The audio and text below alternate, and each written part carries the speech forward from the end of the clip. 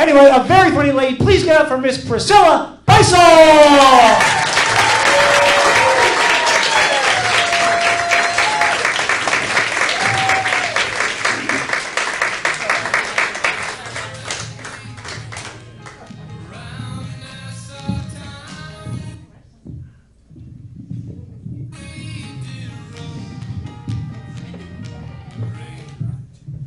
Hi there.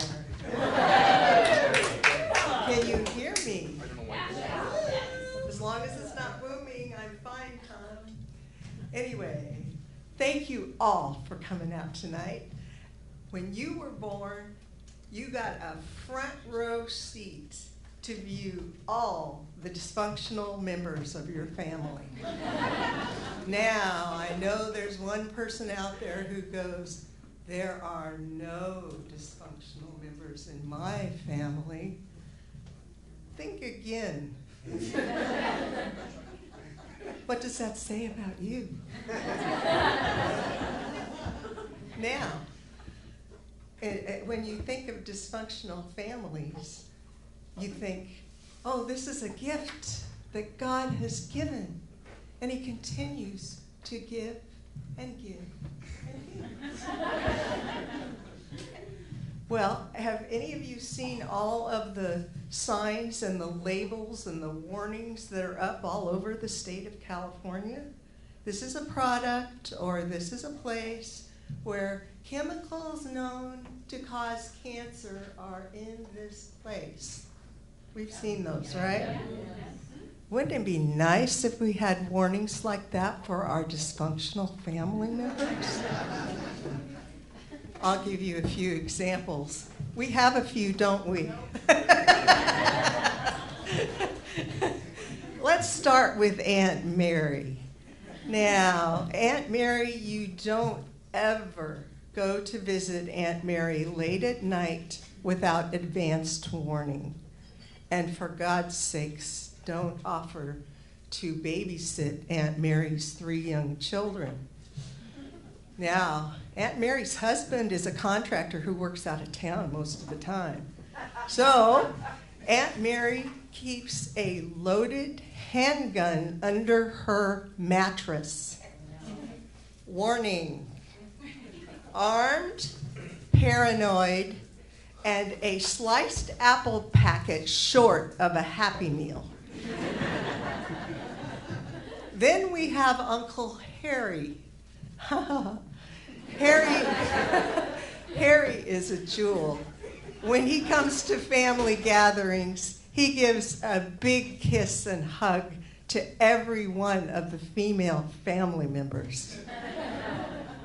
And the teenage nieces, they all know better not to stand next to Harry at one of the family photographs, because Harry will have his arm wrapped tightly around their waist. Warning: handsy, hands-on Harry. Now we come to, the most precious member of the family, Mary's sister Amy. Amy is a POW, piece of work.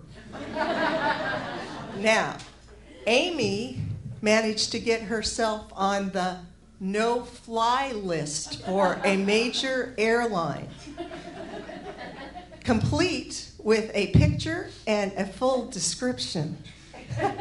Now you ask, and this is decades before the terrorist watch list. You ask, now what must one do to qualify for the no-fly list? Well, on a nonstop flight, Amy created such a commotion that the pilot landed the plane at the nearest airport and personally escorted Amy off the plane. Warning: hallucinations and conversations with imaginary people are common.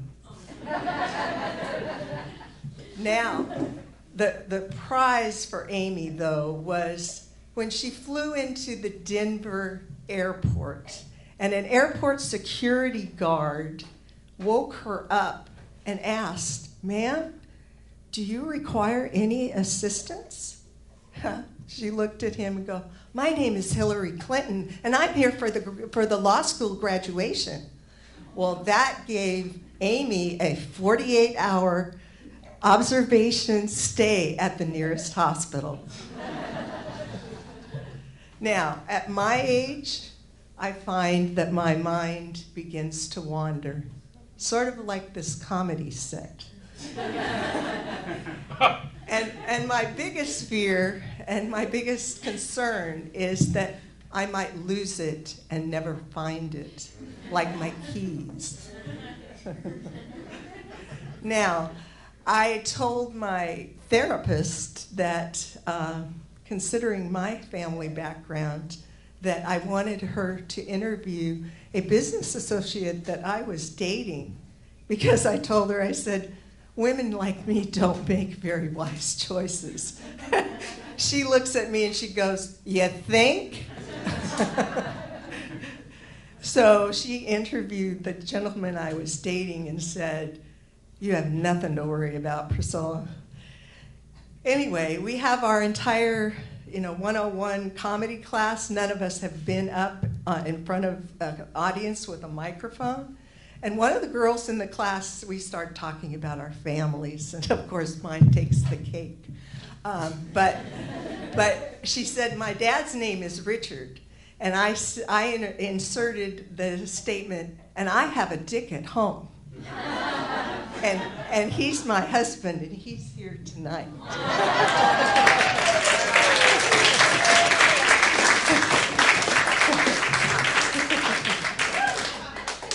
Anyway, my husband's favorite place to go is Home Depot. Now, how many of you guys in the audience actually got a gift card from Home Depot at Christmas? A few. Now, wasn't that one of the best gifts you've ever gotten? Yeah. Well, what we did is we went to Home Depot to buy a little bulb, just like this. It goes over the little lamp that hangs over the bed that we've been using for, 30 years? Anyway. And one of the guys backstage, it was so funny because he said, "What is this?" And I said, "It's one of my props." And he said, "Oh," and I told him that, we had a bulb just like this, and we had it for, almost 30 years, and it never burned out. He says, "That's because you had it off all the time." Anyway, Home Depot, my husband loves Home Depot. He owns the stock, and it's done really well by him. But it's the only place on the planet where you can go in to pick up one of these, and you can come out with a new barbecue, an 8-foot by 9-foot rug that will fit on the balcony, a bag of fertilizer, and a tool that caught my husband's eye. And then you put it on one of those huge orange carts, roll it out, and say, "Okay, how are we going to get this all into the SUV?" Anyway.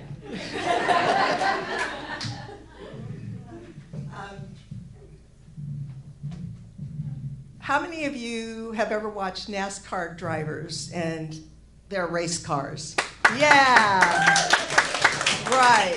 And have you ever noticed that those NASCAR drivers have the logos and the trademarks on their fireproof suits and their race cars all over? Why should we stop there? Wouldn't it be awesome if the politicians who are running for the next election could have their donors and the dollar amounts spent on every flyer, billboard, TV commercial? "Hey, Tim Cook, we want an app for this." What I believe with all my heart and soul is that if we knew the truth about who is giving our elected officials money, that we could one day, oh yeah, as a kid, you dream big, the sky's the limit, that we could one day have, are you ready? Publicly financed elections. I mean, I tell you, on my federal tax return, oh God, I would be so happy to write in the bottom, this is how much I'm sending you for a publicly funded election. Now, what I would like to ask our local representative, I have a question for her. So you favor drilling for oil off the coast of California and ruining all of our beautiful beaches. Huh. When your major donors are two of the largest oil companies in the United States, and that's 5 figures, okay? That's like Arnold Palmer, Kevin Nealon, and Brian Vickers out on the golf course sponsored by Xarelto. So anyway, I admire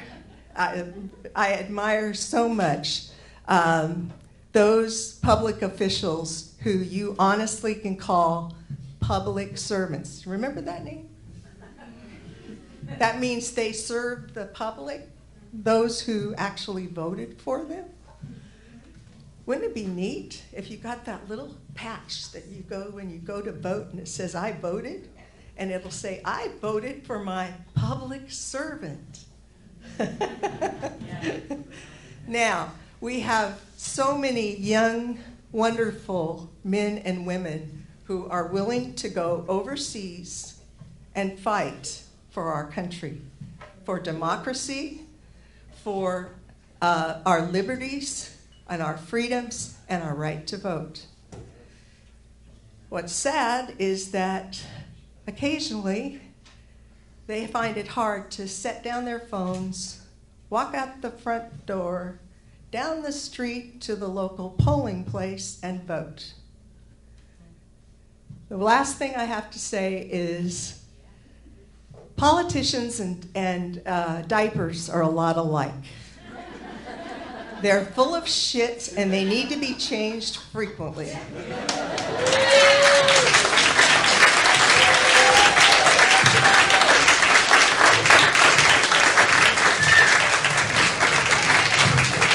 Priscilla Beissel.